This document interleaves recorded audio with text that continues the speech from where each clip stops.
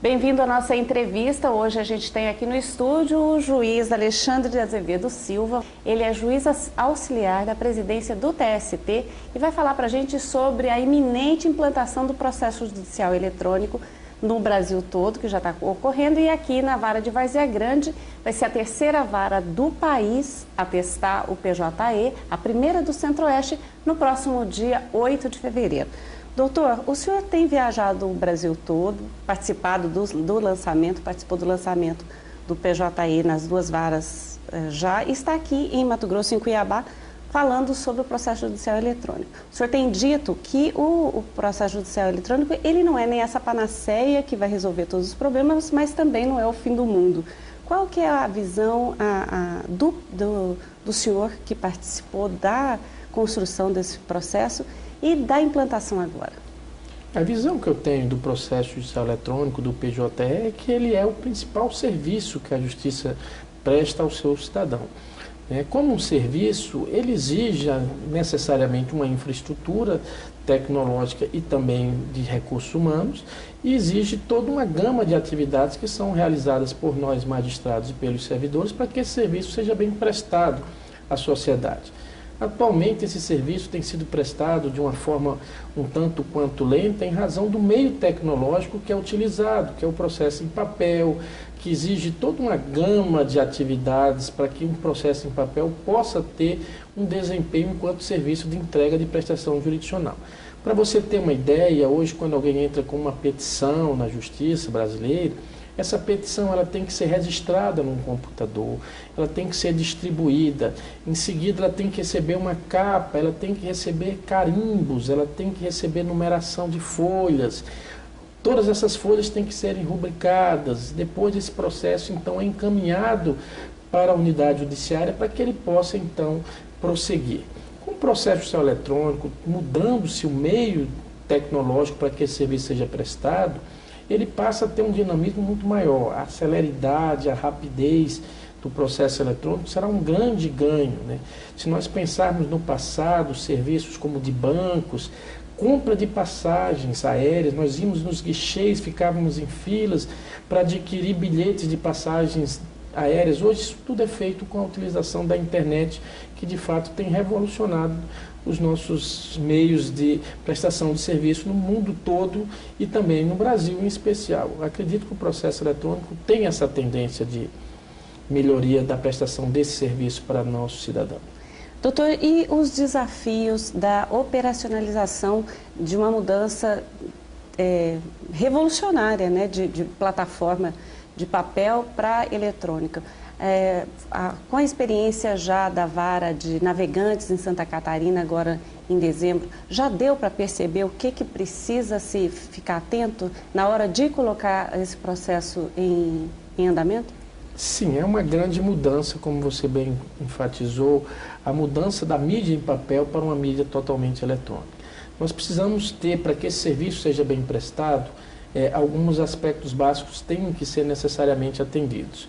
O primeiro é a questão da própria tecnologia em si. Nós temos que ter na unidade judiciária uma banda de internet compatível para que o serviço possa ser acessado de qualquer lugar do mundo pelo seu usuário interno e também pelo seu usuário externo, com qualidade e com desempenho que justifique esse ganho de celeridade que nós objetivamos. O segundo aspecto é que, por mais interessante, a implantação de um processo eletrônico ele exige menos do que o processo em papel hoje exige em termos de estrutura física. Uma unidade atual, para que se implante o serviço de justiça com o processo em papel, exige maior espaço físico, mais estantes, mais armários, mais mesas, porque o processo em papel consome um espaço físico maior. Com as unidades eletrônicas, nós estamos dimensionando prédios muito mais enxutos, com um ganho de espaço mais otimizado, para que basta termos as centrais de prestação de serviço, as baias de trabalho com os computadores instalados. Também há uma grande economia de recursos com transporte de processos em papel, armários para armazenar tudo isso, arquivos, o ganho de papel, de insumos como cartuchos de impressora, próprias impressoras que não serão mais necessárias de ter nas unidades, que ocupam espaço e também recursos. Tudo isso vem para dar um dinamismo muito maior à nossa atividade e a um custo menor e mais otimizado. Precisamos, por outro lado, capacitar os nossos servidores internamente para que eles saibam operar esse novo sistema de forma adequada. E um dos grandes desafios também é possibilitar que o usuário externo, o advogado, o representante do Ministério Público, o defensor público, enfim, aquele outro ator do processo judiciário que interage com a justiça, também precisa ser bem capacitado para utilizar esse serviço de forma adequada. Doutor, com relação a esse público externo, o que o senhor gostaria de dizer para os nossos advogados aqui com a iminente implantação do PJI em Várzea Grande? Nós estamos num processo de mudança. Todo processo de mudança nós sabemos que gera angústia e gera uma certa ansiedade por parte dos profissionais advogados. A primeira preocupação que o advogado hoje deve ter é adquirir o seu certificado digital. O uso do PJE, por uma questão de segurança, exige que o advogado tenha essa certificação digital. Tanto a Ordem dos Advogados do Brasil, como as associações dos advogados, têm feito convênios para aquisição dessa certificação a um preço mais barato, a um preço mais módico, para que o profissional advogado possa exercer a sua atividade utilizando a certificação para que o sistema possa ser utilizado de forma segura e adequada. Essa é a primeira preocupação. A segunda preocupação é a certeza de que nós vamos desenvolver um sistema participativo com a colaboração dos advogados. O PJE da Justiça do Trabalho já há participação desde o início da comissão que cuida do desenvolvimento desse sistema, da OAB Federal, que tem o seu representante lá interagindo conosco e trazendo os anseios e as preocupações dos advogados. Isso é muito importante porque o judiciário, quando desenvolve um sistema dessa magnitude, precisa ter os olhos bem atentos para a realidade dos nossos usuários externos, porque não é um problema único, exclusivamente nosso, um sistema de entrega de prestação de justiça. Precisamos interagir com a Ordem dos Advogados do Brasil, precisamos interagir com o Ministério Público e com todos os outros segmentos da advocacia pública também, a AGU, Super Receita. Todos esses atores têm um papel muito importante dentro da Justiça do Trabalho.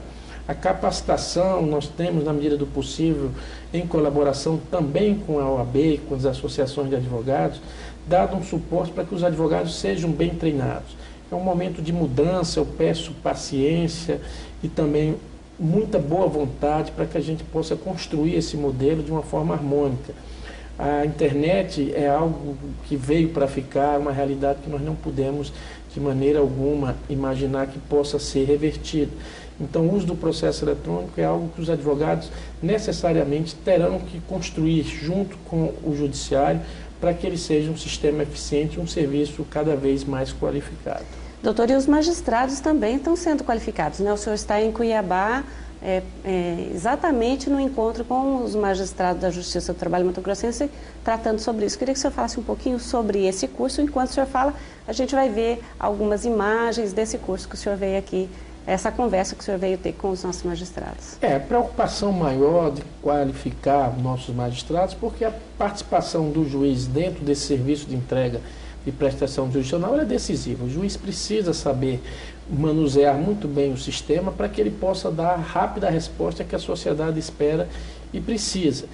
Por isso nós estamos aqui em Várzea Grande, nesse momento, fazendo a capacitação prévia para que quando o sistema venha a ser implantado no próximo dia 8, ele possa contar com magistrados e servidores internamente capacitados para poder não haver uma solução de descontinuidade desse serviço. Os processos em papel que já foram ajuizados continuarão o seu fluxo normal no processo de papel, mas os novos processos, a partir do dia 9 de fevereiro, já serão todos eles eletrônicos, e os juízes e os servidores, os advogados, todos esses grandes atores do processo judicial precisam estar devidamente capacitados nessa nova ferramenta. Doutor, quanto ao cronograma, a Justiça do Trabalho Nacional, o Brasil já tem um cronograma de implantação definitiva do PJI?